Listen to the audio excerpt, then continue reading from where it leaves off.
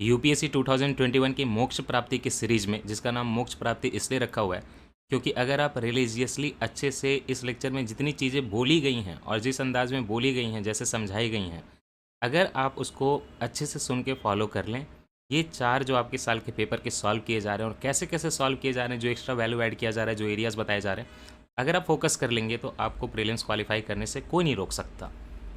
41 number question से discussion करेंगे हम इस बार वाले में, 41 से 60। इसके पहले हमने 2019 का क्वेश्चन नंबर 1 से करके 20 एक लेक्चर में किया था, 21 से 40 किया था एक लेक्चर में। इसमें 41 से 60 करेंगे। क्वेश्चन नंबर 41 अगेन बताया जा रहा है कि कौन कौन जगह से क्या क्या जो है गैस या कुछ और पॉल्यूटिंग चीज़ निकलेगी। मैंने आपको पहले बताया कि ये एक बहुत बड़ा फोकस एरिया यूपीएससी का, कि कोई पॉल्यूटिंग सब्सटेंस है ना, या कोई हैवी मेटल जो कि पॉल्यूटिंग ही होता है, या कोई पॉल्यूटिंग सब्सटेंस, कोई पॉल्यूटिंग गैस, ये कहाँ कहाँ से निकलते हैं, कहाँ कहाँ से पॉसिबिलिटीज या क्वेश्चन पूछे जाते हैं। और जनरली देखा जाता है कि ऐसे क्वेश्चन का answer all of the above होता है कि कहीं ना से कोई ना कोई गैस तो निकलती है। यहाँ पे ऑप्शन 1 क्या है, agricultural soils release nitrogen oxides into environment.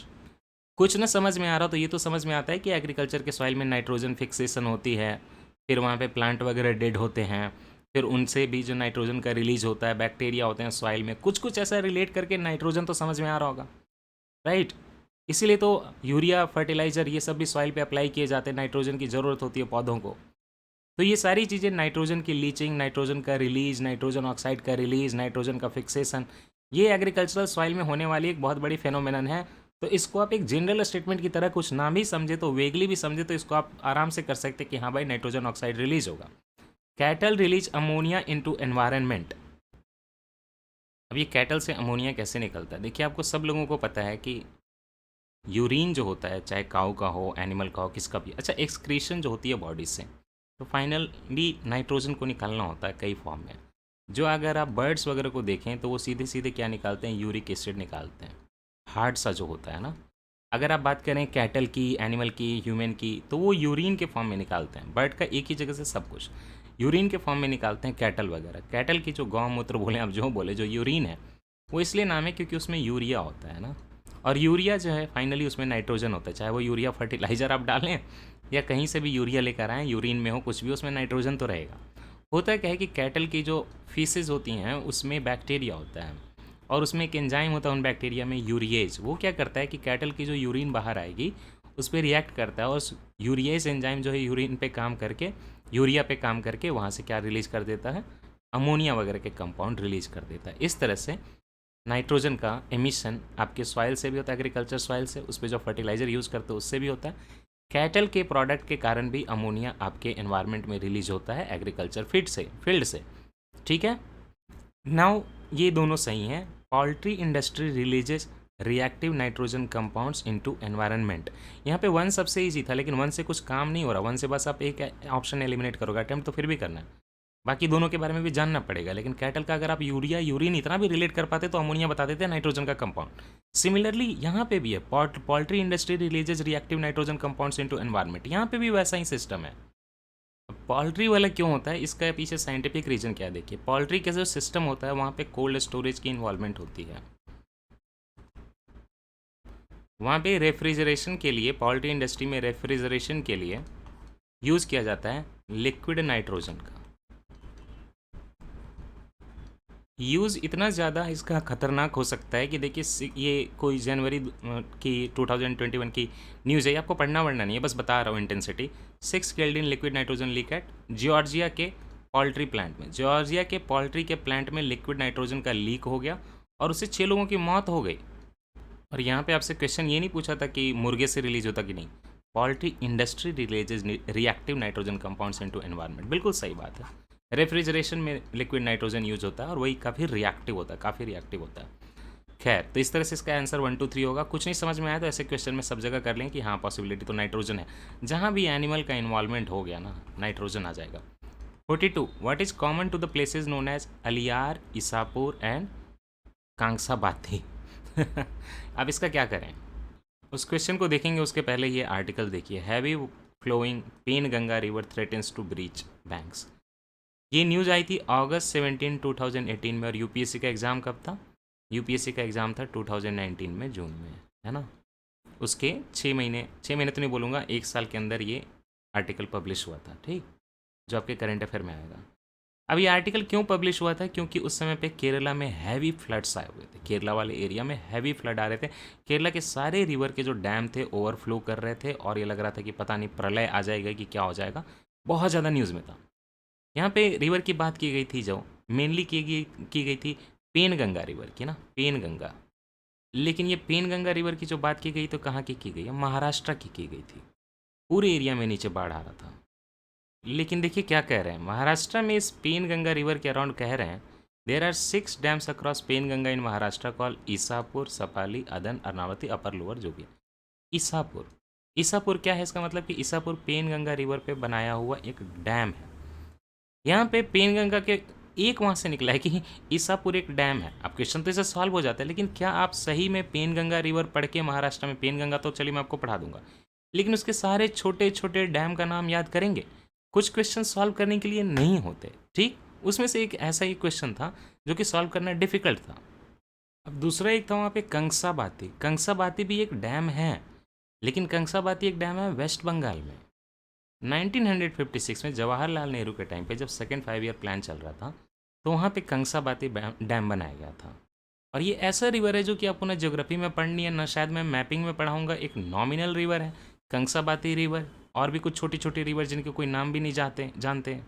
इसकी बस और बस सिग्निफिकेंस इतनी है कि ये दामोदर रिवर का जो बेसिन है, दामोदर वैली प्रोजेक्ट जो चल रहा था उस टाइम की बात है। कंसाबाती छोटी सी रिवर, आप देखिए, अगर आप देखना चाहें तो बंगाल में आप जानते हैं कि हल्दिया साइड जो है गंगा वाली जो हुगली चलती है ना, हुगली, हुगली गंगा की डिस्ट्रीब्यूटरी है, ठीक है।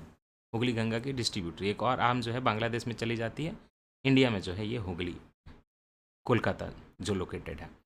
अब यहाँ पे देखिए कि ये मेरा घर हो गया धनबाद, ठीक। धनबाद में एक लेक से यहाँ से बराकर रिवर आ रही है। बराकर रिवर आसपास में धनबाद से होकर भी गुजरती है। फिर उस पर बराकर रिवर पे मैथन डैम बनता है। यही मैथन डैम डीवीसी के लिए सबसे फेमस है।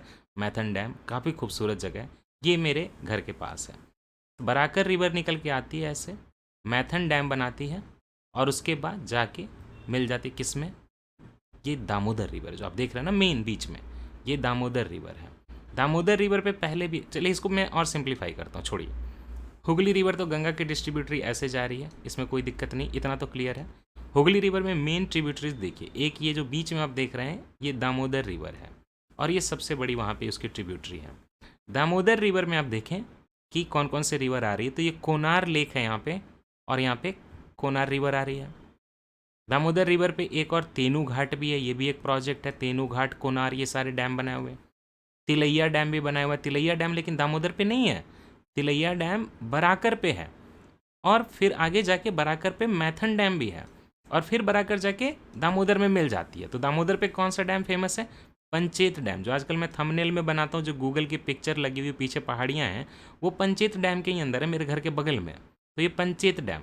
और फिर फाइनली ये सारे जाके कहाँ चले जाते हैं? बंगाल में चले जाते हैं। और किस में मिल जाएंगे? आपके गंगा या हुगली में मिल जाएंगे। वहीं पे हुगली की एक और ट्रिब्यूटरी है यहाँ पे, कंसा बस्ती। कंसा बस्ती से निकलती कंसा बस्ती रिवर, और जाके वो भी मिल जाती है हुगली में। कालीघाट रिवर में मिलती है पहले, फिर हुगली में मिल जाती है। रूपनारायण रिवर भी यहाँ पे है। तो बस ये रिवर के एक बार नाम बता दे रहा हूँ। बाकी आप इतना जान लें कि मैथन डैम लोकेटेड है बराकर पे, तिलैया डैम लोकेटेड है बराकर पे, दामोदर रिवर पे तेनू घाट, कोनार और पंचेत प्रोजेक्ट्स हैं। कंसा बस्ती रिवर पे कंसा बस्ती डैम लोकेटेड है। एक अजय रिवर भी है ना, ऊपर से झारखंड से होकर आती है, यहाँ पे बंगाल में मिल जाती है गंगा से। फिर से चलते चलते लास्ट में बोल दूँ, बराकर रिवर पे Tilaiya dam, Maithon dam, Barakar river मिल जाती है दामोदर रिवर में। अगर बात करें दामोदर रिवर की तो उस पर Tenughat dam, Konar dam, Panchet dam, ठीक। बराकर रिवर बाद में चली जाती है बंगाल, हुगली में मिल जाती है। अगर कंसा बस्ती रिवर की बात करें जो कि एक तरह से हुगली की ट्रिब्यूटरी है, उस पर कंसा बस्ती डैम है। बस इतना आपको थोड़ा सा ध्यान रहना चाहिए।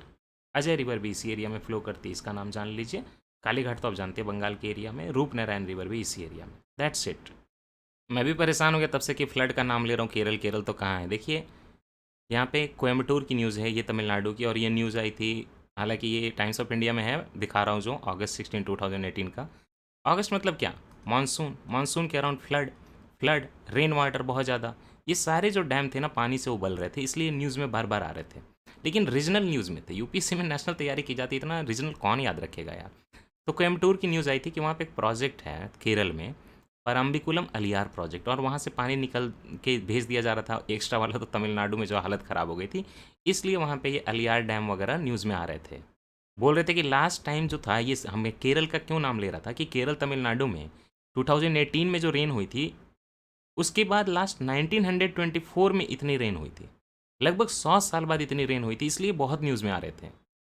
और केरला के डैम से 4 मेजर रिजर्वायर में सरप्लस वाटर डाले जा रहे थे, केरल से 4 मेजर रिजर्वायर में, देख लिए, अलियार, परम्बिकुलम, शोलायार और निरार करके। अब इस क्वेश्चन पे आ जाइए 42 नंबर पे, which what is common to the places known as Aliyar, Isapur, Kangsabati. Isapur Maharashtra में डैम हो गया है ना, अलियार केरल का डैम हो गया, और कंसा बस्ती वेस्ट बंगाल का डैम हो गया कंसा बस्ती रिवर पे। तो इसलिए ये सारे जो थे वाटर रिजर्वायर थे। लेकिन एलिमिनेशन पॉसिबल था क्या, इस क्वेश्चन को अटेम्प्ट करना था कि नहीं करना था? अटेम्प्ट तो करना था। मैंने किया था यूरेनियम का डिपॉजिट, जो कि गलत हो गया था। लेकिन हम दो चीज़ें यहाँ पे अच्छे से एलिमिनेट कर सकते थे। Tropical rain forest not possible at all. Tropical rain forest में अलियार, कंसा बस्ती, ईसापुर, आपने तो चूंकि ट्रॉपिकल रेन फॉरेस्ट तो आपने यूपीएससी के एस्पिरेंट जो डीप चीज़ें पढ़ता है तो सही से पढ़ता, तो ट्रॉपिकल रेन फॉरेस्ट का तो नाम जानता है, जो आपके ब्राज़ील वगैरह में है, पम्पास वगैरह का नाम जानता है वहाँ पे, है ना, जो ब्राज़ील में जो भी फॉरेस्ट होंगे नाम उनका जो होगा, ऐसी चीज़ें तो हम जानते हैं। तो हमने कम से कम वहाँ पे ट्रॉपिकल रेन फॉरेस्ट तो एलिमिनेट कर दिया था। अंडरग्राउंड केव सिस्टम ये भी एलिमिनेट करते हैं यूपीएससी की तैयारी में। अंडरग्राउंड केव सिस्टम अगर आता तो बहुत हाईलाइटेड कुछ न्यूज़ आती है। Recently discovered uranium deposit water reservoir के बीच में मैं कंफ्यूज था, मैंने यूरेनियम डिपॉजिट किया था, गलत हो गया था, वाटर रिजर्वायर थे। और 50% हो जाए तो आपको अटेम्प्ट करना है अगेन, आपको रिस्क उतना लेना पड़ेगा, गलत हो सही हो, लेकिन आपको अटेम्प्ट तो करना पड़ेगा।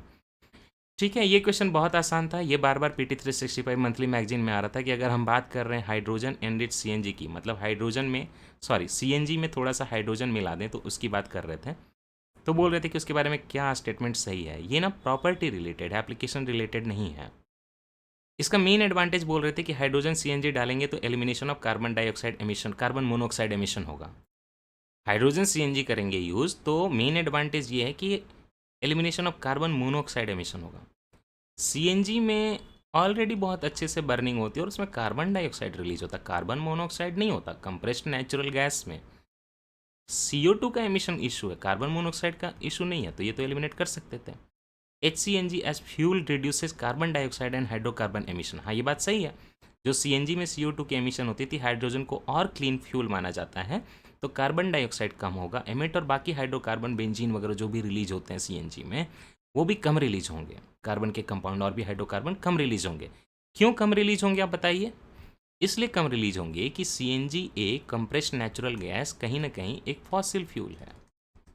हाइड्रोजन कोई फॉसिल फ्यूल नहीं है, हाइड्रोजन आप H2O से भी ला सकते हैं, इसीलिए CO2 और हाइड्रोकार्बन का कम एमिशन होगा। तो हम जानते हैं कि 2 सही है, हम जानते हैं कि 1 रॉन्ग है, मोनोऑक्साइड की बात नहीं होती, CO2 की बात होती है।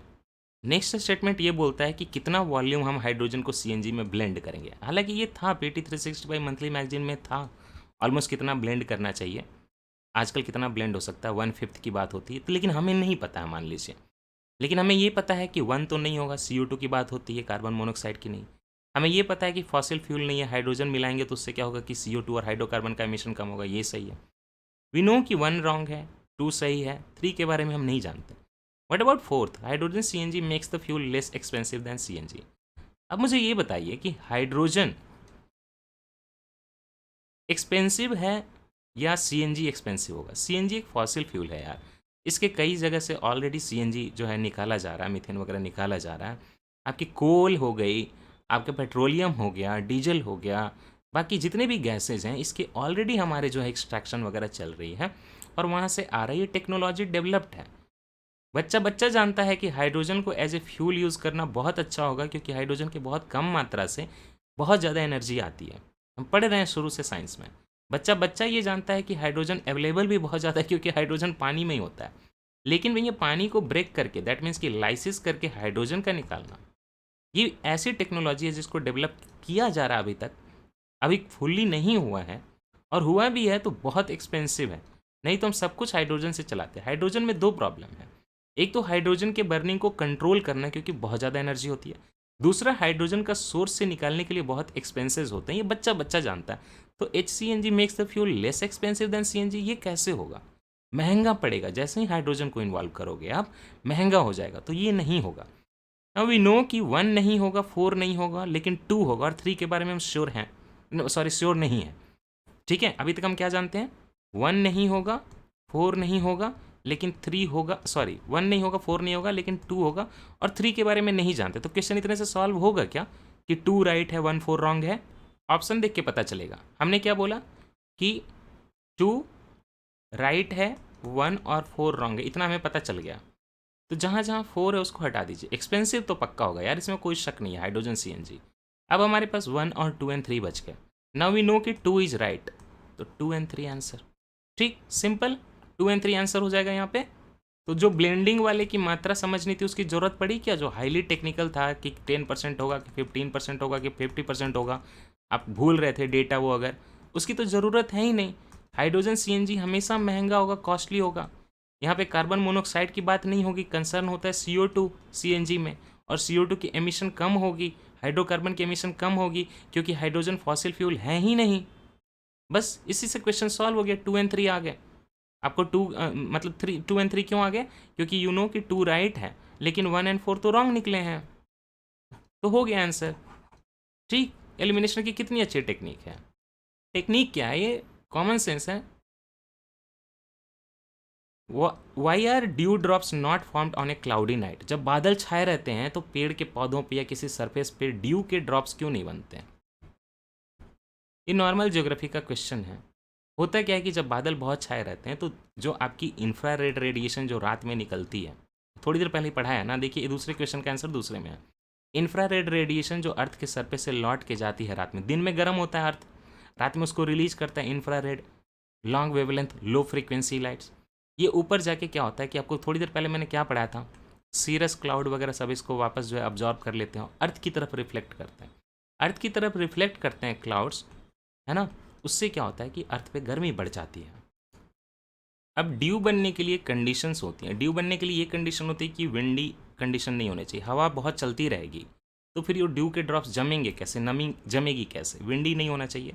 दूसरा, क्लियर स्काई क्यों होना चाहिए? क्योंकि अगर जैसे ही क्लाउडी स्काई आएगा ना, तो वो क्या करेगा, इंफ्रारेड रेडिएशन जो अर्थ से रिलीज हो रही है उसको लौटा देगा, अर्थ के सरफेस पे लौटा देगा, तो वार्मिंग हो जाएगी। और ड्यू पॉइंट के लिए ये ज़रूरी है, पानी जमने के लिए वहाँ पे किसी सरफेस पे ज़रूरी है कि जो पास का टेम्परेचर हो वो लो हो। तो cloudy light reflects back the earth's radiation and that's why the earth gets warmer, and in warmer atmosphere the dew drops will not form, and in the windy environment dew drops will not form.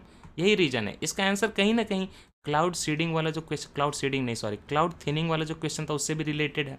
कहीं ना कहीं तो answer है उसमें भी कि cloud thinning इसीलिए किया जाता है ताकि जो इंफ्रारेड रेडिएशन अर्थ से रिलीज होकर बाहर जा रही है वो अच्छे से जा पाए, ना कि अब्जॉर्ब हो जाए। तो जितना सीरियस क्लाउड वगैरह बढ़ेगा, तो अगर आपको खुद सोचो कॉमन सेंस कि ड्यू ड्रॉप्स बढ़ाने हैं तो क्लाउड थिनिंग करना अच्छा रहेगा क्या? Serious cloud thinning, yes, serious cloud thinning करोगे तो ड्यू ड्रॉप्स भी आप अच्छे से बना सकते हो। ग्लोबल वार्मिंग होगी तो ड्यू ड्रॉप घटेगा कि बढ़ेगा? ग्लोबल वार्मिंग होगी तो ड्यू ड्रॉप की फिनोमिनन घटेगी, क्योंकि इसके लिए ठंडक चाहिए। हवाएं चलेंगी तो ड्यू ड्रॉप घटेगा कि बढ़ेगा?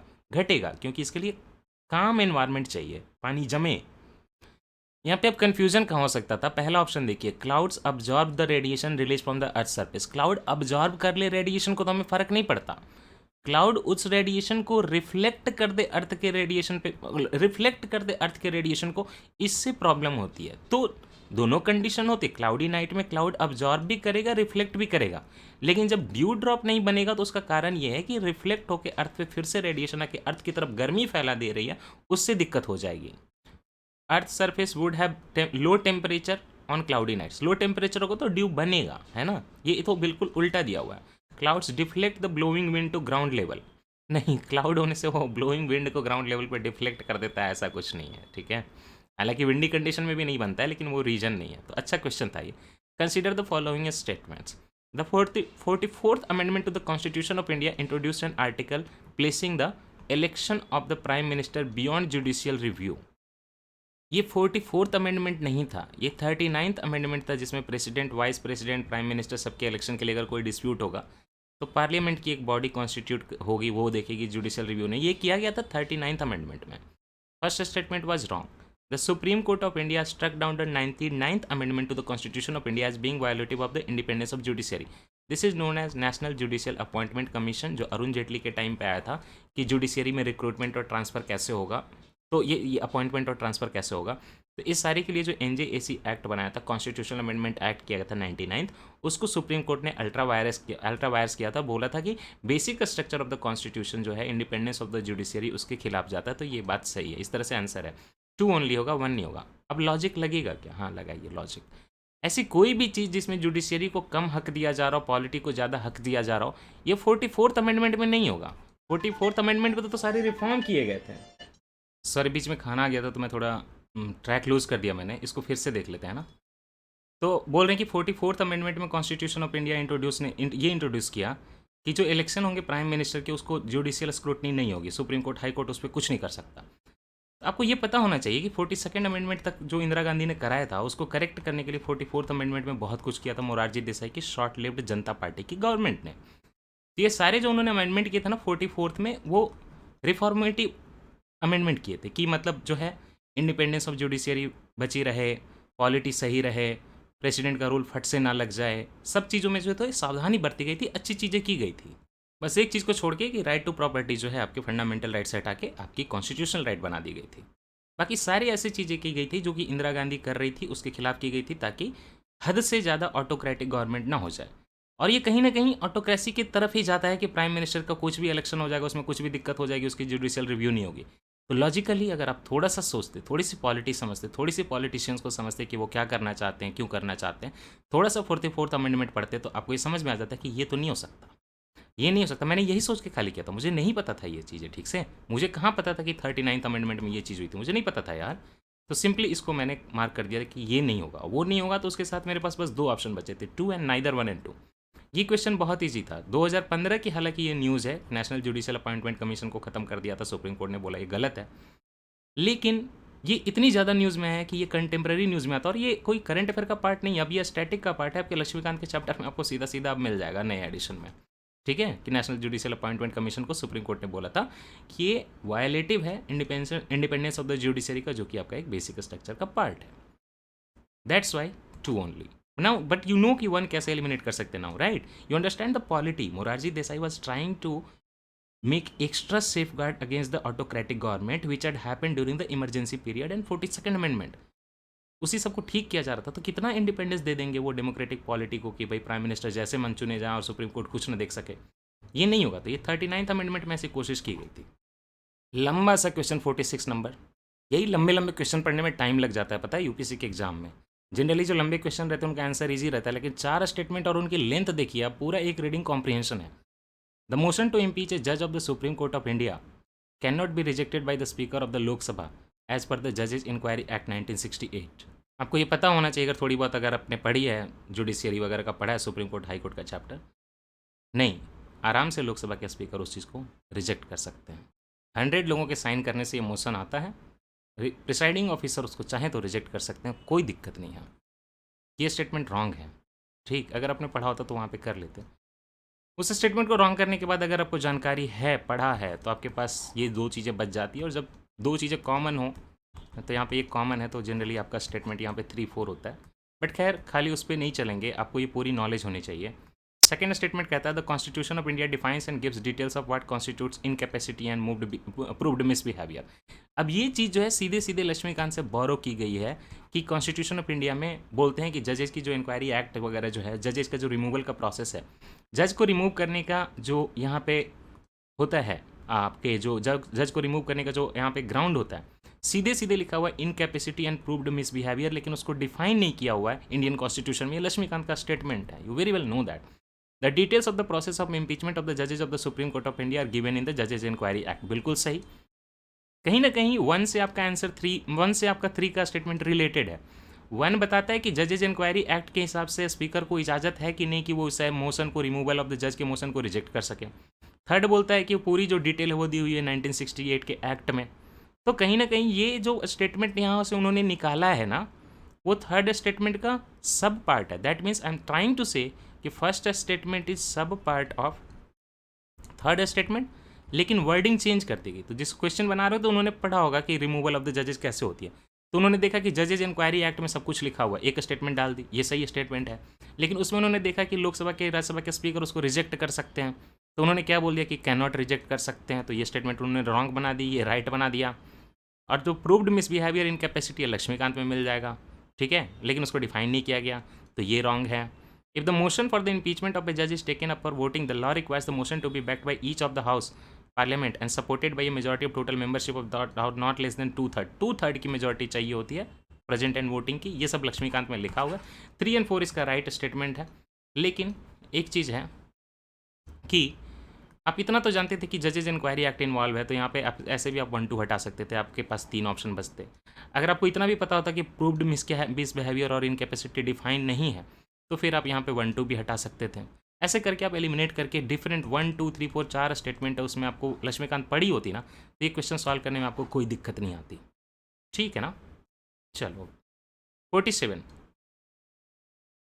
हाँ, 9th schedule was introduce in the constitution of India during the, इससे लल्लू कोई क्वेश्चन नहीं आसान हो सकता। जवाहरलाल नेहरू के टाइम पे 9th शेड्यूल आया गया था, क्योंकि कई सारे राइट टू प्रॉपर्टी वगैरह को, जमींदारी का अबोलिशन वगैरह के लिए कई कानून बनाने थे, फिर उसके स्क्रूटनी होती तो लोग फंडामेंटल राइट बोलने आ जाते, तो 9th शेड्यूल में डाल दिया गया। लेकिन केशवानंद भारती केस में ये बोलेगा गया कि 9th शेड्यूल में जो भी चीज़ें डाली गई हैं केशवानंद भारती के केस के टाइम से, मतलब कि 1973 का जो डेट था उस हिसाब से, उसके पहले का तो जो 9th शेड्यूल में आ गया उसकी तो हम जुडिशियल स्क्रूटनी नहीं करेंगे, लेकिन उसके बाद जो आया 9th शेड्यूल में उसकी हम स्क्रूटनी करेंगे। अगर डालोगे तो डालो, लेकिन हम उसको स्क्रूटनी करेंगे, उसकी जुडिशियल रिव्यू होगी। केशवानंद भारती केस के पहले के डेट की नहीं होगी, उसके बाद के डेट की जुडिशियल स्क्रूटनी होगी, भले वो 9th शेड्यूल में आप डाल दो। 9th शेड्यूल जवाहरलाल नेहरू लेकर आए थे, सबको पता, बच्चे बच्चे को लक्ष्मीकांत में 50 बार लिखा हुआ। 48, इसमें क्या बोल रहे हैं, coal sector was nationalise by the government of India under Indira Gandhi. बच्चा बच्चा जानता है, कोल सेक्टर हो, बैंकिंग सेक्टर हो, नेशनलाइजेशन का सारा काम किया धरा तो इंदिरा गांधी का है कि नेशनलाइज कर दो सब कुछ, इसीलिए उनको बहुत सारे केस भी हुए थे, बहुत केस कन्फ्लिक्ट हुआ था। तो 1 हम जानते हैं कि सही है, और 1 जानते हैं तो हमारे पास बस 2 चीज़ें बच जाती, या तो 1 नहीं तो 1, 2, 3, 2 चीज़ें क्या, या तो सब सही हो नहीं तो खाली 1 सही हो। Now coal blocks are allocated on lottery basis. Lottery basis पे नहीं होता, ऑक्शन की जाती है यार, खुद ही सोचो ना, लॉटरी बेसिस पे कैसे दे सकते हैं। ठीक है, 2 रॉन्ग है, ओके। अगर 2 रॉन्ग है और 1 राइट है तो बच गए बस 3 और 1, और 1 हम जानते हैं कि राइट है, बात खत्म। Till recently India imported coal to meet the shortage of domestic supply, but now India is self sufficient in coal production. Seriously, India is self sufficient in coal production. मेरे जीजा जी काम करते हैं टाटा में, टाटा स्टील में। टाटा स्टील को cooking coal की requirement होती है, कुकिंग कोल इंडिया में है ही नहीं हाई ग्रेड का, सब बाहर से आता है ऑस्ट्रेलिया से। ऐसा तो अदानी क्या कर रहे हैं, अदानी की जो ऑस्ट्रेलिया में माइंस हैं वो किस चीज़ के लिए बनाई हुई हैं भाई, सिंपल, ये कैसे कोई कह सकता। 48 का 1। 49, इसमें ये बोल रहे हैं कंसिडर द फॉलोइंग स्टेटमेंट, और बाद में पूछ रहे हैं क्या क्या सही है। The Parliament Prevention of Disqualification Act 1959 exempts several post from disqualification on the ground of office of profit. यही है, एग्जेम्पशन तो बहुत सारी दी हुई है, पढ़ लो ना लक्ष्मीकांत। ये ऑफिस ऑफ प्रॉफिट में एग्जेम्पशन देने की कहानी की बहुत अच्छी शुरुआत हो गई थी सोनिया गांधी के टाइम पे, और फिर समाजवादी पार्टी का जो कन्फ्लिक्ट हुआ था सोनिया गांधी का, ये आपको पॉलिटी में मैंने अच्छे से पढ़ाया हुआ ऑफिस ऑफ प्रॉफिट वाला इशू, आप देख सकते हैं PT 365 में भी पढ़ाया हुआ है। ठीक, तो कई सारे पोस्ट इसमें एग्जेम्प्टेड हैं, आप आराम से रह सकते हैं, कोई दिक्कत नहीं है, वो पॉलिटिशियन के हिसाब से बनाए हुआ अपने अपने टाइम पे। तो 1 सही है, we know that, right. The above mentioned act was amended 5 times. Now we do not know कि 5 टाइम हुआ है कि नहीं हुआ है। Third statement, the term office of profit is well defined in the constitution of India. अब यही problem है, office of profit constitution of India में डिफाइंड नहीं है भैया, वेल डिफाइंड नहीं है डिफाइंड, ठीक। तो थर्ड रॉन्ग था, हम जानते थे, तो इसलिए हम ये जानते थे कि यहाँ पे तीनों स्टेटमेंट चले जाएंगे। और छोड़ो, ट्रिक ये है कि the term office of profit is not defined, इतना छोड़ो यार, कॉन्स्टिट्यूशन में भी ऑफिस ऑफ प्रॉफिट डिफाइंड नहीं है, रिप्रेजेंटेशन ऑफ पीपल एक्ट में भी ऑफिस ऑफ प्रॉफिट डिफाइंड नहीं है। ये स्टेटमेंट अगर आप इतना भी जानते ना लक्ष्मीकांत पढ़ के, और 3 जानते कि रॉन्ग है, तो फिर आपका सिंपल आंसर 1 और 2 आ जाता है। यहाँ पे कोई कष्ट ही नहीं है सॉल्व करने में क्वेश्चन, एक तो पकड़ लीजिए, और वो ऐसा दे रहे पकड़ के जिससे कि आंसर निकल जाए। 50, under which schedule of the constitution of India can the transfer of tribal land to private parties be mining with declare null and void. Obviously 5th schedule की बात होगी यार। ट्राइबल पॉपुलेशन का लैंड बाकी population को नहीं खरीदना, मतलब नॉर्मल पॉपुलेशन को खरीदना अलाउड नहीं है, इंडस्ट्री वगैरह के लिए चलता है, उसके लिए लॉज वगैरह बनाए जाते हैं। लेकिन क्यों मना किया जाता है, क्योंकि ट्राइबल लैंड लूज हो जाएगा, नॉर्मल पॉपुलेशन को सस्ते रेट में वो लोग बेच देंगे गरीबी में। तो 5th schedule of the constitution में सारे ट्राइबल एरियाज की बात होती है। 6th शेड्यूल में आपकी बात होती है AMTM, असम मेघालय त्रिपुरा मिजोरम की। लेकिन यहाँ पे सिक्स शेड्यूल तो ऑप्शन में है ही नहीं, तो कन्फ्यूजन कहाँ था? फिफ्थ शेड्यूल ही बचा ट्राइबल के एरिया के लिए। तो इसमें से इससे बच्चा क्वेश्चन क्या आएगा? ये तो दूसरी क्लास का सॉल्व कर देगा। हाँ भाई, दो ही ट्राइबल एरिया से रिलेटेड है ना, फिफ्थ शेड्यूल और सिक्स शेड्यूल। अब हमें नहीं समझ में आ रहा है कि फिफ्थ की बात हो रही है कि सिक्स की बात हो रही है। ट्राइबल एरियाज की लैंड नहीं, ट्राइबल लोगों की लैंड नहीं बेच सकते नॉन ट्राइबल प्राइवेट पार्टी को। जब यही दो कन्फ्यूजन था तो सिक्स तो ऑप्शन में दिया ही नहीं है ना, तो फिफ्थ ही बचेगा ना। ट्वेल्थ शेड्यूल में करोगे पंचायती राज बनाओगे? हाँ खैर, पंचायती राज कहाँ एप्लीकेबल होता है ट्राइबल एरियाज में? वहाँ तो पैसा होता है ऐसे भी। Next question, very difficult question. Consider the following statements about the particularly vulnerable tribal groups in India. PVTs reside in 18 states and 1 union territory. पता नहीं। A stagnant or declining population is one of the criteria for determining PVTG status. Now, particularly vulnerable tribal group के लिए ये vulnerable tribal group है और इसके कुछ criteria होते हैं। अगर आप पढ़ेंगे इतना डीप में एंथ्रोपोलॉजी वगैरह तो आप जानते होंगे, अदरवाइज आप नहीं जानेंगे। इतना पीवीटीजी कोई नहीं पढ़ता, बट इतना तो कॉमन सेंस है ना कि उनकी पॉपुलेशन बढ़ नहीं रही है या डिक्लाइनिंग हो रही है, तो एक क्राइटेरिया तो ये होगा उनके स्टेटस में डिटरमाइन करने का। अगर डिफरेंट क्राइटेरिया की लिस्टिंग है, एक क्राइटेरिया तो ये होना चाहिए। जेनरिक स्टेटमेंट है, ये तो सही लग रहा है। There are 95 PVTGs officially recognise in the country so far. अब हम नहीं जानते हैं ये, लेकिन Irular and Konda Reddi tribes are included in the list of PVTGs. अब यहाँ पे कॉमन सेंस लगाइए, दो ट्राइब का यहाँ पे नाम दे दिया और बोल रहे हैं कि ये पीवीटीजी में है। Is UPSC expecting you to read the entire list and remember कि वहाँ पे कौन है नहीं है? यूपीएससी आपसे क्या एक्सपेक्ट करेगा कि आप उस लिस्ट को कम से कम एक बार देखे हो, कहीं भी सुना हो और आपको ये माइंड में स्ट्राइक हो जाए। यूपीएससी भी यही चाहता है, आपको ये नहीं बोलेगा कि ये बताओ वहाँ पे है कि नहीं, और आप उसको बैठ के दिमाग में याद करने लगोगे, आपको लगेगा कि अच्छा वहाँ पे नहीं है, ये तो गलत है। यूपीएससी ये सोचेगा पॉजिटिवली कि अगर आपने वो लिस्ट पढ़ी है तो आपको ये दोनों नाम दिमाग में आने चाहिए।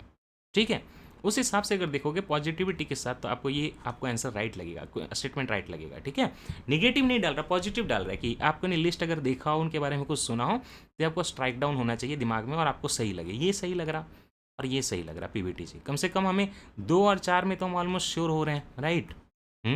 2-4 में अगर हम ऑलमोस्ट श्योर हो रहे हैं तो अब हम कहाँ पे फंसेंगे? अब हम फंसेंगे इन दो ऑप्शन में, या तो 2, 3, 4, नहीं तो 1, 2, 4। ठीक, 2, 4 दोनों जगह कॉमन हो गए। 3 और 1 में हमारा कन्फ्लिक्ट है। 3 में बोल रहे हैं कि 95 पीवीटीजीज ऑफिशियली रिकॉग्नाइज्ड है, नोटिफाइड है, और 2, एक सेकेंड, हाँ 2 और 4 चलेगा ना, तो 1 में है कि ये कितने स्टेट में रिसाइड करते हैं यूनियन टेरिटरीज़ में।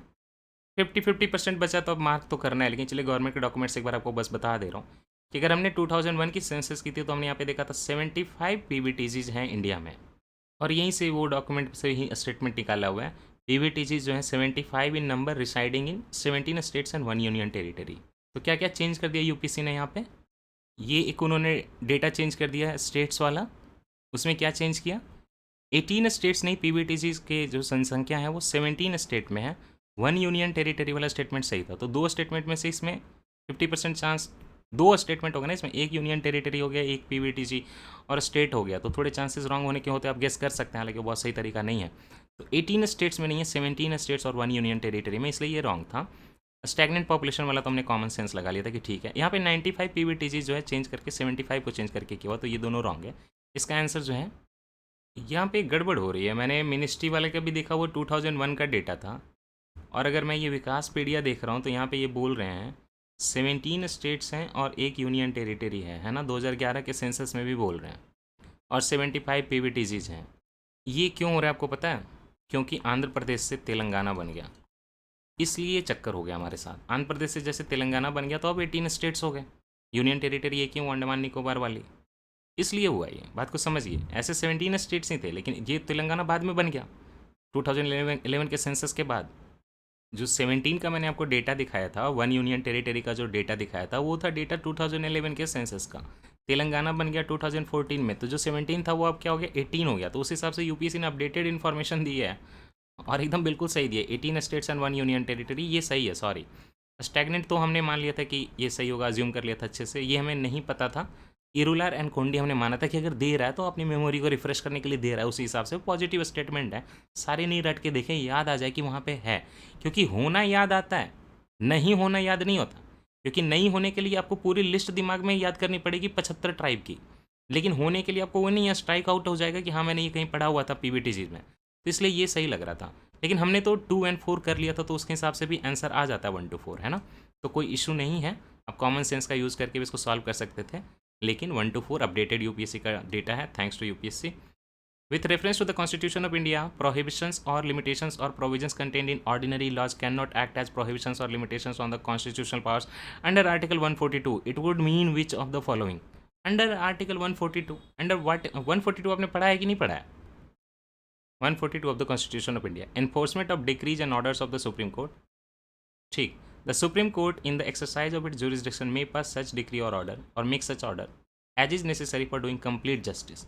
यहाँ पे जो ये वर्ड देख रहे हैं आप, कंप्लीट जस्टिस, वही होता है आर्टिकल 142। इसमें सुप्रीम कोर्ट अपने ऑर्डर को फॉलो करवाने के लिए कुछ भी कर सकती है कंप्लीट जस्टिस के लिए, ठीक है। ये कई बार हुआ है, सिराम वो मतलब बाबरी डिमोलिशन वगैरह वाले में भी यूज़ हुआ है केस को ट्रांसफ़र करने के लिए। आर्टिकल 142 जो होता है कंप्लीट जस्टिस वाला है यहाँ पे, और इसमें बोला है कि enforceable through out the territory of India such a manner may be prescribe by any law made by parliament and until provisions in that way आप इज मोर। क्या ठीक है, ये सब ठीक है, कोई भी ऑर्डर इसमें दे सकती है सुप्रीम कोर्ट अपने हिसाब से। तो क्या बोल रहे हैं, with reference to the constitution of India prohibitions और लिमिटेशंस और provisions content in ordinary laws can not act as prohibition और limitation on the constitutional power. मतलब 142 एक्शन आएगा, एक्शन में आएगा तो कोई भी दूसरा एक्ट वगैरह काम नहीं करेगा। इसका मतलब क्या है, the decision taken by the election commission of India while discharging it's duties can not B challenge in any court. इसकी ये बात नहीं है यार, डिक्री एंड ऑर्डर को पास करवाने की बात है अगर सुप्रीम कोर्ट चाहे तो। देखते हैं, the supreme court of India is not constrained in the exercise of its power by laws made by the parliament.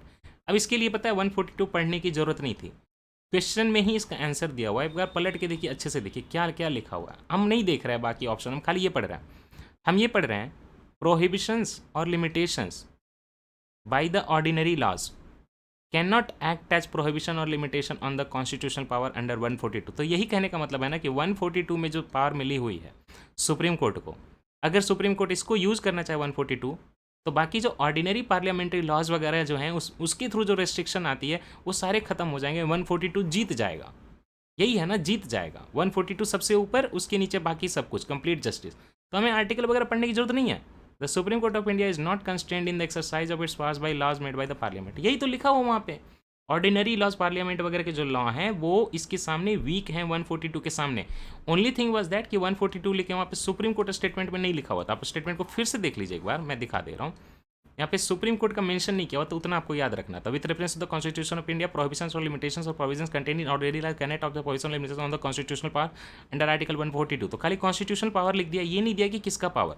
वो सुप्रीम कोर्ट के पावर की बात हो रही है, और सुप्रीम कोर्ट का कंप्लीट जस्टिस का जो आर्टिकल 142 है वो सुप्रीम कोर्ट को पावर देता है कि बाकी जो कंट्री में जितने भी ऑर्डिनरी लॉज हैं उनकी कोई वैल्यू नहीं रहेगी। अगर सुप्रीम कोर्ट का 142 का आर्टिकल एक्शन में आ जाए तो सुप्रीम कोर्ट कुछ भी कह सकता है। तो सुप्रीम कोर्ट जो है कोई भी कंस्ट्रेंट उस पर नहीं है, पार्लियामेंट के लॉज जो बनाए गए हैं उससे कोई मतलब नहीं है। सुप्रीम कोर्ट अपनी मनमर्जी कर सकता है कंप्लीट जस्टिस के लिए। बाकी फाइनेंशियल क्राइसिस वगैरह, लेजिस्लेचर वगैरह, ये सबसे कोई रिलेटेड नहीं है। सिंपल आंसर था इसका। 142 आर्टिकल हर किसी को ऐसे यूपीएससी में पता होता है। 142 हो गया, 143 हो गया, जिसमें कि प्रेसिडेंट सुप्रीम कोर्ट को कंसल्ट करते हैं डिसीजन लेने के लिए। With reference to the legislative assembly of a state in India consider the following statement. The governor makes a customary address और members of the house of the commencement of the first session of the year. Governor हो चाहे president हो, जब house का पहला assembly होता है, जब हाउस बनती है नई नई, उसको एड्रेस करना, या हर साल का पहला जो सेशन होता है, फर्स्ट सेशन जो होता है, उसको एड्रेस करना, ये होता है, ये मैंडेटरी है। बीच में करना चाहे तो कर सकते हैं, लेकिन ये मैंडेटरी है। When a state legislature does not have a rule on a particular matter, it follows the लोक सभा रूल on that matter। इसका सारे कोचिंग वालों ने गलत आंसर दिया था। सबने बोला था कि ऐसा नहीं है, अगर कोई रूल नहीं बना हुआ हो तो वो लोकसभा के रूल को फॉलो नहीं करता स्टेट लेजिस्लेचर। ये देखिए, इसमें किसी को दिक्कत नहीं, वन सबको पता था। People were confuse between two options, one only या बोथ 1 and 2। बट यहाँ पे सबने, कोचिंग ने, विजन ने भी आंसर दिया कि खाली 1 होगा। ऐसा नहीं होता। कैसा नहीं होता? सबने बोला स्टेट का legislature does not have a rule on a particular matter, it follows the Lok Sabha rule. बोला कि नहीं ऐसा नहीं है, लोकसभा रूल को फॉलो नहीं करता, कन्वेंशन या कुछ और को फॉलो करता। लेकिन ऐसा नहीं है। यूपीएससी ने आंसर दिया बोथ 1 and 2। सारे कोचिंग वाले फेल हो गए। Both 1 and 2। अगर स्टेट के लेजिस्लेचर में किसी चीज़ पे रूल नहीं है, पर्टिकुलर मैटर पे, ठीक, तो वो लोकसभा के रूल को फॉलो करता है। ये आपको अब जान लेना। यूपीएससी का आंसर जिंदाबाद, उसके आगे कोई क्वेश्चन आंसर नहीं। 54 बहुत लंबे लंबे स्टेटमेंट, अगेन इसको पढ़ने में जो है 2 दिन लग जाए। United Nations convention against corruption has protocol against the smuggling of migrants by land, sea and air. पहले तो ये कि United Nation convention against corruption है, अब इसमें प्रोटोकॉल है किस चीज़ के लिए? स्मगलिंग के लिए, माइग्रेंट के लिए। सेंस बन रहा है क्या? नहीं, आप खुद बताइए। ये प्रोटोकॉल है करप्शन के लिए, और नीचे बात हो रही है माइग्रेंट्स की स्मगलिंग की, मतलब मजदूरों की, औरतों की, ऐसे लोगों की, वल्नरेबल लोगों की स्मगलिंग की बात हो रही है, माइग्रेंट्स की। पैसे का होता इधर उधर होता तो समझ में भी आता, ये तो सही नहीं लग रहा यार बिल्कुल। सेकेंड स्टेटमेंट, ये जो यूनाइटेड नेशन, पहले उसका फुल फॉर्म दे दिया, United Nation convention against corruption है, is the ever first legally binding global anti corruption instrument. अब ये बताइए कि यूनाइटेड नेशन का कोई कन्वेंशन आएगा वो फर्स्ट होगा कि और कोई कन्वेंशन फर्स्ट होगा?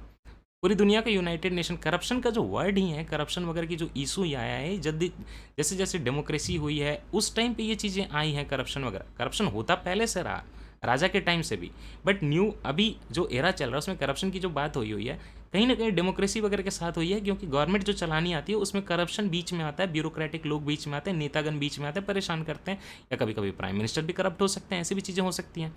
तो सुन के तो ये लग रहा है कि हाँ भाई यूनाइटेड नेशन ही पहले शुरुआत करेगा, लेकिन गोला लगा लेते हैं, कोई बात नहीं, नहीं जानते हम लोग।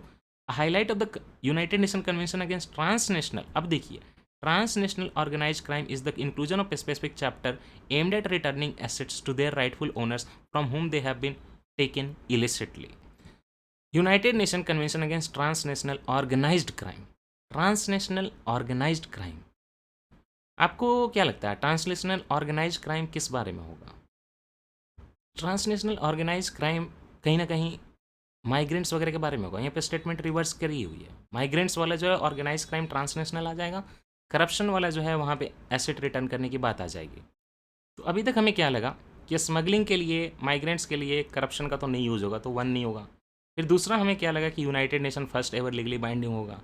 तीसरा ट्रांसनेशनल में प्रॉपर्टी वगैरह वाला जो चीज़ है उसको उसको भी देखेंगे, लेकिन क्या यहाँ तक कुछ एलिमिनेशन पॉसिबल है? हमने ये देखा था कि वन नहीं होगा और टू होगा, तो हम इतना एलिमिनेट कर सकते थे, इतना एलिमिनेट कर सकते थे।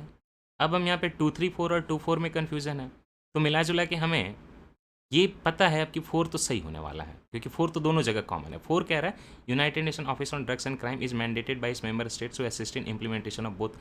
अब मैं ये क्यों बोल रहा हूँ 4 को हमें बिना देखे काम चल जाए तो अच्छा है, क्योंकि यूनाइटेड नेशन का office on Drugs and crime वो जो है दोनों, इन दोनों करप्शन और ट्रांसनेशनल क्राइम में हेल्प करता है। लेकिन आप नाम देखें तो ड्रग्स एंड क्राइम्स करके दिया हुआ, तो हम कंफ्यूज हो जाएंगे कि भाई ये क्या करप्शन वाला भी देखेगा ड्रग्स एंड क्राइम?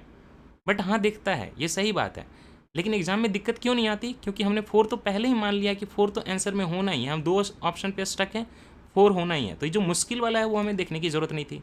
अब यहाँ पे 3 होगा कि नहीं होगा, तो 3 रिवर्स किया हुआ है, वो करप्शन वाला डाला हुआ है, प्रॉपर्टी जो होता है, एसेट जो होता है, आपको राइटफुल ओनर के पास देना होता है ना, तो इसलिए आंसर है। बट अब जहाँ पे 50-50% में अटक जाए तो मार्क करिए, है ना, मार्क करिए, और वहाँ पे ये टेक्निक भी नहीं लगेगी कि 2 and 4 कॉमन है तो ये वाला ले लें। आप ये अगर मार्क कर देंगे 2 3 4 तो आपका रॉन्ग हो जाएगा, क्या कर सकते हैं, 2 4 राइट है, 50-50% मजबूरी। क्वेश्चन नंबर 55, ये क्वेश्चन भी बहुत ईजी नहीं है, थोड़ी नॉलेज होनी चाहिए थी। As per recent amendment to the Indian forest act 1927, forest dwellers have the right to fell the bamboo grown on forest trees, forest areas. अब यहाँ पे प्रॉब्लम क्या है, यूपीएससी ने आपको कंफ्यूज करने की कोशिश किया की है कि अमेंडमेंट किया गया था फॉरेस्ट एक्ट 1927 में, और ये अमेंडमेंट जस्ट जो एग्ज़ाम के थोड़े दिनों पहले किया गया था। इनफैक्ट 2019 में ये हो रही है ना बात एग्ज़ाम की, तो 2018 में ये अमेंडमेंट किए गए थे मेरे हिसाब से। That time I was in evolution, आई है, शुरुआत की मैंने कुछ क्लासेस ऑफलाइन की थी वहाँ पे ये डिस्कशन चला कि जो बैम्बू ट्री की बात हो रही है कि उसके ट्राइबल एरियाज़ के जंगल के लोगों के आसपास राइट्स हो गए हैं बैम्बू ट्री में, तो क्या राइट्स हो गए हैं? देखिए, बैम्बू ट्री जो जंगल के एरिया में थे उसको गिराने के राइट्स नहीं हुए थे आपके पास बेचने के। आप बैम्बू ट्री को ओन कर सकते हैं, गिरा सकते हैं, कोई दिक्कत नहीं है, लेकिन बशर्ते कि वो फॉरेस्ट एरिया में नहीं हो, आपके प्राइवेट लैंड पे हो। यही दिक्कत आ रही थी कि बैम्बू का नॉर्थ ईस्ट में बहुत ज़्यादा है, बहुत ज़्यादा बैम्बू है, लेकिन बैम्बू की इंडस्ट्री डेवलप नहीं हो पा रही क्योंकि उसको गिराने के राइट्स नहीं है जंगल के एरिया में। जब बैम्बू कटेगा नहीं तो इंडस्ट्री कैसे चलेगी? इसलिए गवर्नमेंट ने वहाँ पे अमेंडमेंट किया, लेकिन फिर भी जंगल के बैम्बू को जाके आप फट से गिरा दोगे, फॉरेस्ट डवेलर हो इसलिए कि हम जंगल के सारा बैम्बू खत्म कर देंगे। अरे बैम्बू के तो कई फॉरेस्ट बने हुए, पूरे पूरे जंगल ही खत्म हो जाएगा, कॉमन सेंस। और ये तो यूपीसी आपको लिख दिया यहाँ पे कि right to fell the bamboos grown on forest areas. Right to fell bamboos खाली देते तो वेगली आप कंफ्यूज हो जाते क्योंकि प्राइवेट लैंड पे है, लेकिन जंगल के एरिया में नहीं गिरा सकते। प्राइवेट लैंड पे इसलिए दिया क्योंकि दिक्कत आती थी, बैम्बू को जो है फॉरेस्ट ट्रीज में काउंट किया जाता था और उसके कारण आपकी इंडस्ट्री डेवलप नहीं हो पाती थी। तो one was wrong and this is a very common sense, लेकिन हमारे क्लास में डिस्कस हुआ था तो आई कुड रिमेंबर दैट। तो 55 का हमने देख लिया कि 1 रॉन्ग है। 1 रॉन्ग होते हुए हमारे पास क्या बच गया, सॉरी, ये कैसे कर दिया, 1 रॉन्ग होते हुए हमारे पास 2 ऑप्शन बच गए, 2 3 सही है या फिर खाली 3 सही है। तो दैट मीन्स कि हमारे पास खाली ये देखना है कि 2 सही है कि नहीं है। 2 सही। As per the Scheduled Tribes and other traditional forest dwellers act, bamboo is a minor forest produce. ये थोड़ी नॉलेज चाहिए यहाँ पे। सो यहाँ पे नॉलेज चाहिए, bamboo is a minor forest produce, ठीक, आपके फॉरेस्ट ड्वेलर एक्ट के हिसाब से। माइनर फॉरेस्ट प्रोड्यूस की एक्चुअली जो डेफिनेशन है वो इसी एक्ट में है, 2006 के एक्ट में, जिसको हम लोग फॉरेस्ट राइट्स एक्ट भी कहते हैं, कि फॉरेस्ट ड्वेलिंग जो पहले से ट्राइब्स रह रही हैं उनके क्या राइट्स हैं। तो माइनर फॉरेस्ट प्रोड्यूस पे उनका राइट होता है।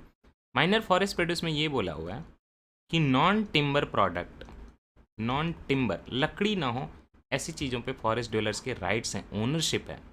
नॉन टिम्बर में बैम्बू भी आता है, बैम्बू टिम्बर में नहीं आता है क्योंकि बैम्बू एक्चुअली ग्रास है।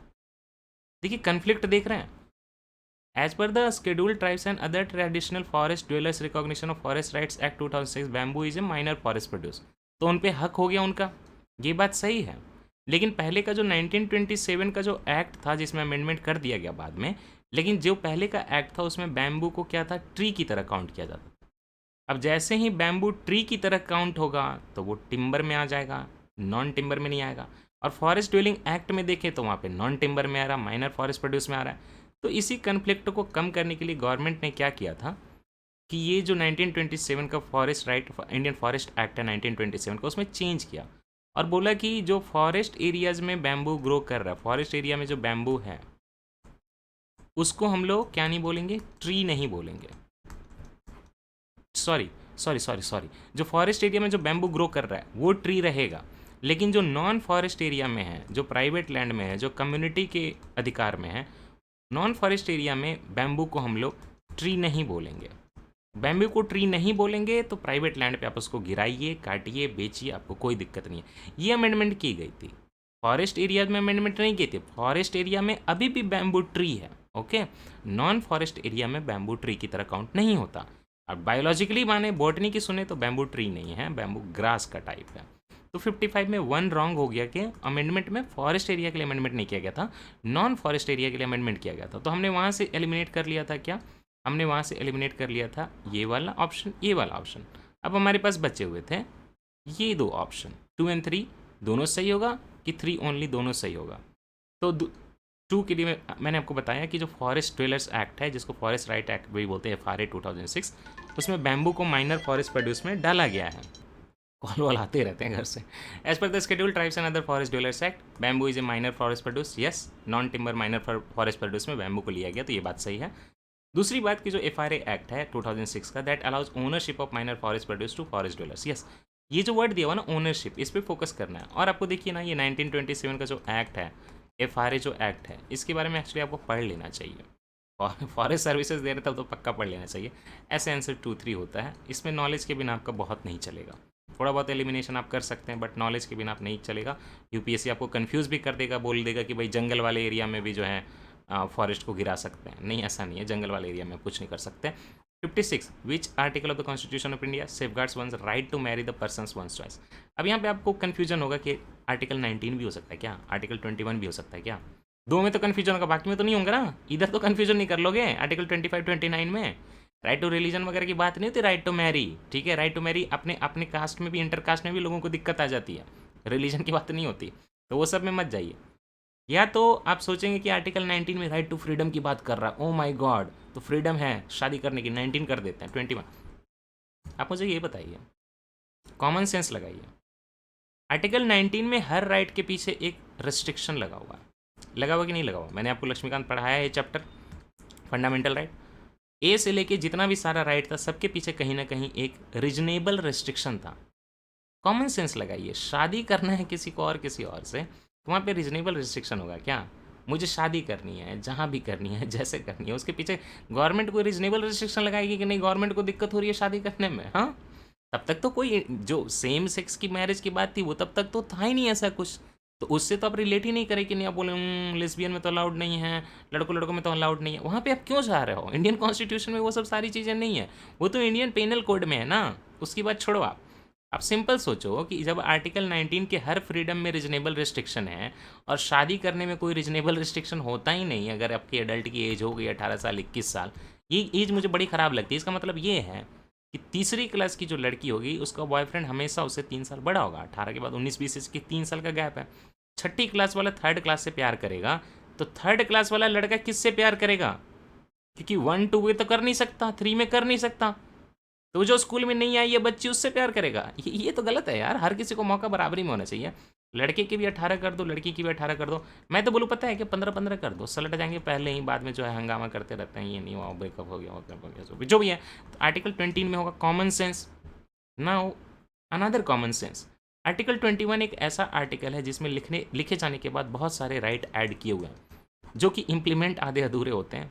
जैसे राइट टू स्लीप है ना, राइट टू साइलेंस है। इस इतने सारे प्रयोग जो किए गए हैं ना, एक्सपेरिमेंट, वो आर्टिकल 21 को धीरे धीरे एक्सपेंड करके किया गया।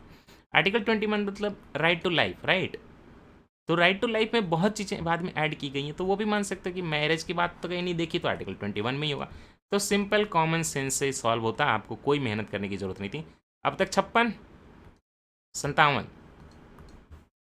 कंसिडर द फॉलोइंग स्टेटमेंट, नहीं करेंगे कंसिडर, छोड़ दो, क्या कर लोगे? According to the Indian patents act, a biological process to create a seed can be patented in India. India में सीड बनाने की प्रोसेस एंड प्लांट की वेराइटीज, ये सब पे पेटेंट नहीं होता। क्यों नहीं होता आप बताओ? इन सब पे पेटेंट होने लगेगा सीड पे, तो कल को सीड दिया जाएगा किसानों को, फार्मर को दे दिया गया सीड, अब उस पर पेटेंट है कंपनी का, तो वो बेचारा फार्मर को सीड मिलेगा और अगली क्रॉपिंग में वो चाहेगा कि उसका जो अनाज हुआ उससे सीड निकाल के फिर से लगा दे, और ऊपर से पेटेंट लगा हुआ, तो फार्मर के पास तो एक बार सीड मिल गई, उसको हर बार जाके खरीदना पड़ेगा। तो फार्मर का एक्सप्लोटेशन ना हो जाए, इसके लिए बायोलॉजिकल प्रोसेस सीड बनाने की या प्लांट वेराइटीज़, ये सब इंडिया में पेटेंट नहीं होते। According to the Indian patents act, biological process to create a seed can be patented, no, can't be patented. Plant varieties are not eligible to be patented, सही बात है, तो third सही है, ठीक, लेकिन 1 रॉन्ग है ना। थर्ड सही है लेकिन 1 रॉन्ग है। तो अब कहाँ बच गए हम लोग? कहाँ बच गए? 2 3 और 3 में। 2 देखना पड़ेगा, 2 देखने में कुछ चलेगा नहीं यहाँ पे। In India there is a no intellectual property appellate, क्या बकवास है। हाँ, इंडिया में कोई भी इंटेलेक्चुअल प्रॉपर्टी का कन्फ्लिक्ट होगा तो उसके लिए एपेलेट बोर्ड नहीं है। एक बार डिसीजन आ गया तो बात खत्म, एपेलेट बोर्ड नहीं बना हुआ है। इंटेलेक्चुअल प्रॉपर्टी एपेलेट बोर्ड है इंडिया में, ठीक है इंडिया में। कमेंट सेक्शन में ये बताइए कि इंडिया में इंटेलेक्चुअल प्रॉपर्टी एपेलेट बोर्ड है। उसके नीचे क्या है? इंटेलेक्चुअल प्रॉपर्टी का अपील कहाँ करते हैं? कहाँ पे करते हैं? कोई अलग से है या हाई कोर्ट वगैरह में करते हैं? और ये intellectual property appellate board India में कहाँ पे है? बताइए बताइए। 57 में, खैर 58 में भी बहुत लोगों का रॉन्ग हुआ। सब जगह जो आंसर की वगैरह सब कुछ विजन वगैरह में भी सब में आंसर सी दे दिया गया, सबका रॉन्ग हो गया। अब क्या करें? उन लोगों ने बहुत आंसर गलत नहीं दिया था, लेकिन यूपीएससी की मर्जी है कि उसने क्या सोच के क्वेश्चन सेट किया था, क्या वर्डिंग थी। इंडिया में एनवायरमेंट प्रोटेक्शन एक्ट 1986, अभी रामसर वाला भी सुना था ना आपने, रूल रेगुलेशन, वेटलैंड के लिए, सॉरी वेटलैंड के लिए रूल रेगुलेशन। तो इन्वायरमेंट प्रोटेक्शन एक्ट इंडिया में 1986 है। तो बोल रहे कि इंडिया में वो गवर्नमेंट को क्या पावर देती है? गवर्नमेंट को क्या पावर देती है? State the requirement of public participation in the process of environment protection and the procedure and manner in which it is solve. मतलब कि एनवायरमेंट का जो प्रोटेक्शन होना है उसमें पब्लिक को पार्टिसिपेट करवाना ये गवर्नमेंट की मर्जी है, ऐसा एनवायरमेंट प्रोटेक्शन एक्ट 1986 में लिखा हुआ। सारे कोचिंग ने इसका आंसर दोनों दिया और सही कराया, मैंने भी किया था लेकिन रॉन्ग हो गया। क्यों रॉन्ग हुआ? क्योंकि अच्छा हमने सोचा क्या था, पहले बता रहा हूँ, ज़्यादा विद्वान थे। एनवायरमेंट प्रोटेक्शन एक्ट 1986, इसी के थ्रू आगे आया आपका environment impact assessment. Environment impact assessment में कोई भी प्रोजेक्ट होता है तो वहाँ पे लोकल लोगों को इन्वॉल्व करके देखा जाता है कि असेसमेंट किया जाता है, ग्राम सभा वगैरह इन्वॉल्व होती है और बोलती है कि यहाँ पे अगर ऐसा प्रोजेक्ट आ गया तो कितना खतरा होगा। EIA, जिसमें कि रिसेंटली अमेंडमेंट किया गया था मोदी गवर्नमेंट द्वारा और बहुत हंगामा हुआ था। लेकिन यूपीएससी को यहाँ पे क्या वर्डिंग में मतलब था कि यूपीएससी को खाली 1986 के कानून से मतलब था, तो उस हिसाब से ये स्टेटमेंट रॉन्ग हो जाता है, ऐसा नहीं लिखा हुआ। It should have included 1 also actually, but ठीक है, विजन ने, मैंने गलत नहीं सोचा था, बट ठीक है कोई बात नहीं। वो तो क्या कर सकते हैं, राइट टू वोट को भी तो उन्होंने बोल दिया ना कि कॉन्स्टिट्यूशनल राइट है। कॉन्स्टिट्यूशनल राइट नहीं है राइट टू वोट, कॉन्स्टिट्यूशनल आपकी एलिजिबिलिटी है। राइट टू वोट सीधे सीधे रिप्रेजेंटेशन ऑफ पीपल एक्ट में लिखा हुआ है, लेकिन एनसीईआरटी में लिखा हुआ था कि कॉन्स्टिट्यूशनल राइट है। यूपीएससी ने बोला कि यही मानेंगे, क्या कर लोगे हमारा। पहले तो आंसर की भी नहीं देती थी, बहुत ज़्यादा हुए, हंगामा हुआ तो RTI हुआ तो आंसर की देना शुरू किया। ठीक है, 1 रॉन्ग है यूपीएससी के हिसाब से। Lay down the standards of emission on discharge of environment pollutants, obviously environment protection act के थ्रू ही ये सारे स्टैंडर्ड वगैरह बनाए जाते हैं, ठीक है, कि क्या क्या इतना पॉल्यूशन हो, कितना नहीं हो, डिस्चार्ज हो। तो 2 तो सही है भाई, 52 58 का बी। ईपीए के सेक्शन 3 में ऐसा लिखा हुआ है कि गवर्नमेंट चाहे तो अपना एमिशन का स्टैंडर्ड सेट कर सकती है इंडस्ट्रीज़ के लिए, डिस्चार्ज के लिए, पॉल्यूटेंट्स के लिए, सारे सेक्टर के लिए। 58 तक हो गया ना जी? हाँ जी, खाना खाने के पहले 60 तक करा देता हूँ। हाँ तो सारा डाल दूंगा, 5 घंटे की रिकॉर्डिंग डालूंगा। 59, as per the solid waste management rules 2016 in India which of the following statement is correct. अच्छा, अब यहाँ पे सोच रहे होंगे ये इतना गंदा मतलब वेस्ट नहीं, इतना डिफिकल्ट क्वेश्चन क्यों आया? देखिए उस समय पे सॉलिड वेस्ट मैनेजमेंट रूल्स बहुत न्यूज़ में आए थे रूल 2016 में, लेकिन डेली वो न्यूज़पेपर में, करंट अफेयर में, PT 365 में, मंथली मैगजीन में 1000 बार ये चीज़ें लिखी हुई थी। Waste generator has to segregate waste into 5 categories. यहाँ पे यूपीएससी ने फिर से क्या किया ना, पैराग्राफ पढ़ लिया कि सॉलिड वेस्ट मैनेजमेंट रूल में क्या क्या लिखा हुआ जिसने क्वेश्चन बना, और वहाँ सारे डेटा वगैरह चेंज कर दिए। जैसे वही नहीं किया था, पीवीटीजी में चेंज कर दिया था डेटा, उसी तरह यहाँ भी चेंज कर दिया। पीवीटीजी में क्या किया था, 95 की जगह आपको, सॉरी 75 पीवीटीजी की तरह आपको 95 लिख दिया था, है ना। तो दूसरा नया स्टेट डाल दिया था तेलंगाना, और बोला कि 18 स्टेट हो गया, और वो सही स्टेटमेंट था। उसी तरह यहाँ भी किया हुआ है। इसके लिए हमने क्या किया कि विकासपीडिया से सॉलिड वेस्ट मैनेजमेंट रूल के 2016 के, विकासपीडिया बहुत यूज़फुल वेबसाइट है, कुछ कुछ बड़ी बड़ी स्कीम का आपको यहाँ पे हमेशा देखना चाहिए। तो उसके लिए रूल में देखिए कि क्या क्या लिखा हुआ है। यहाँ पे देखिए जो आपके हैं सेग्रीगेशन क्या करना है, रिस्पॉन्सिबिलिटीज ऑफ द जनरेटर, जो वेस्ट जनरेट कर रहा है, जो भी इंडस्ट्री से जहाँ आ रही है, तो उनको अपने वेस्ट को सेग्रीगेट करना पड़ेगा, लेकिन 3 टाइप में। वेट जो कि बायोडिग्रेडेबल होगा, ड्राई जैसे कि plastic, paper, metal, would something, और डोमेस्टिक हजार्ड वेस्ट जैसे कि डायपर, नैपकिन, ये सारे हजार्ड होते हैं बच्चों के, मॉस्किटो रिपेलेंट, क्लीनिंग एजेंट, ये सारे जो हैं 3 एरिया में सेग्रीगेट करने हैं, बायोडिग्रेडेबल, ड्राई और फिर डोमेस्टिक हजार्डस। बायोडिग्रेडेबल कौन है, वेट वेस्ट, है ना, जैसे घर का जो आपका सॉलिड वेस्ट होता है, आप समझ ही रहे हैं ना, वॉशरूम वगैरह का। ड्राई में plastic, paper, metal, would something, ये सारी चीज़ें हैं। और डोमेस्टिक हैजार्डस वेस्ट में क्या है, डायपर, नैपकिन, ये सारे empty container of cleaning agents, mosquito repellent. 3 तरह का सेग्रीगेशन बोला, 5 तरह का नहीं बोला। तो हमने डिफिकल्ट क्वेश्चन के लिए क्या किया, सॉलिड वेस्ट मैनेजमेंट रूल्स देखा 2016 आपका विकासपीडिया से, और देखा कि सेग्रीगेट 5 कैटेगरी में नहीं 3 कैटेगरी में करना है। उस तरह से हमने ए को एलिमिनेट किया। एलिमिनेट क्या किया, सिंपल पढ़ के सॉल्व कर रहे, कोई एलिमिनेशन नहीं हो रही, झूठ क्यों बोलना। The rules are applicable to notified urban local bodies, notified towns and industrial township only. अब यहाँ पे जो है ना, ये स्टेटमेंट एक लॉजिकल है कि भाई मैं जहाँ जहाँ नोटिफाइड अर्बन लोकल बॉडी है, नोटिफाइड टाउन है, इंडस्ट्रियल टाउनशिप है, बस वहीं एप्लीकेबल होगा। ये स्टेटमेंट भी कॉपी क्यों हुई है? पहला ही देखिए, the rules are now applicable beyond municipal areas. Okay, now applicable beyond municipal areas, मतलब पहले म्यूनिसिपल एरियाज में थे, अब जो है urban agglomeration, census town, notified industrial township areas, railway के एरियाज, एयरपोर्ट, जैसे नोटिफाइड टाउनशिप होता है ना रेलवे के, एयरपोर्ट के वगैरह के, उनके defence establishment, special economic zone, state and central government organisation, और जो प्लेसेज ऑफ पिलग्रिमेज है ना, वो सब पे अप्लाई होगा। तो बस म्यूनिसपैलिटीज तक लिमिटेड नहीं रह गया, बहुत जगह अप्लाई होता है। देखा कैसे स्टेटमेंट आपने उठाई हुई, तो ए और बी दोनों रॉन्ग है। सी को बाद में देखेंगे। It is mandatory on the part of the waste generated that the waste generated in one district can not be move to the another district. अब ये तो नॉनसेंस है भाई। एक मतलब जो वेस्ट जनरेटर है उसकी ये जिम्मेदारी है कि एक डिस्ट्रिक्ट से उठा के दूसरे डिस्ट्रिक्ट में नहीं वेस्ट ले जा सकता। अरे उसको अगर उसको अच्छे से डिस्कार्ड करना है तो एक जगह से दूसरी जगह क्यों नहीं ले जा सकता। अब ये इलेक्ट्रॉनिक वेस्ट है, अगर एक जगह से दूसरे जगह नहीं ले जाएंगे तो रिसाइकल कैसे होगा। कपड़े का वेस्ट है, सर्कुलर इकोनॉमी यही होती है ना कि जो चीज़ उपयोग होगी उसको फिर से उपयोग करना है रिसाइकल करके, सर्कुलर इकोनॉमी। जर्मनी कर रहा है ना कपड़ों में सर्कुलर इकोनॉमी। डॉयचे वेले देख लीजिएगा, DW रेडियो यूट्यूब चैनल, मेरा प्यारा चैनल, वहाँ पे ये सब चीज़ें आपको कभी कभी दिख जाएंगी। इतना टाइम मत दीजिएगा, बर्बाद हो जाएगा। ठीक, तो ऑब्वियसली यार मूवमेंट तो अलाउ रहेगी, तो ये तो लॉजिकली हटा सकते थे ना। यहाँ पे लॉजिकली आप क्या क्या हटा सकते थे, ये वाला हटा सकते थे, बी नंबर और डी नंबर। फिर आपके पास 2 बच जाते, 5 टाइप की 3 टाइप, तो वहाँ पे 3 टाइप आंसर है। The rules provide for exact elaborate criteria for the identification of sites for landfills and waste processing facilities. कहीं ना कहीं सच्चाई से मन से पूछिए, अगर एलिमिनेशन की टेक्निक पे पूरे चलें तो ये हमें लगेगा कि ये गलत है। The rules provide for exact and elaborate criteria, हम बोलेंगे एग्जैक्ट क्राइटेरिया, इलाबोरेट क्राइटेरिया कैसे होगा, बट है। लैंडफिल के लिए, वेस्ट प्रोसेसिंग फैसिलिटीज़ के लिए एग्जैक्ट क्राइटेरिया लिखा हुआ, बहुत अच्छी अचीवमेंट है।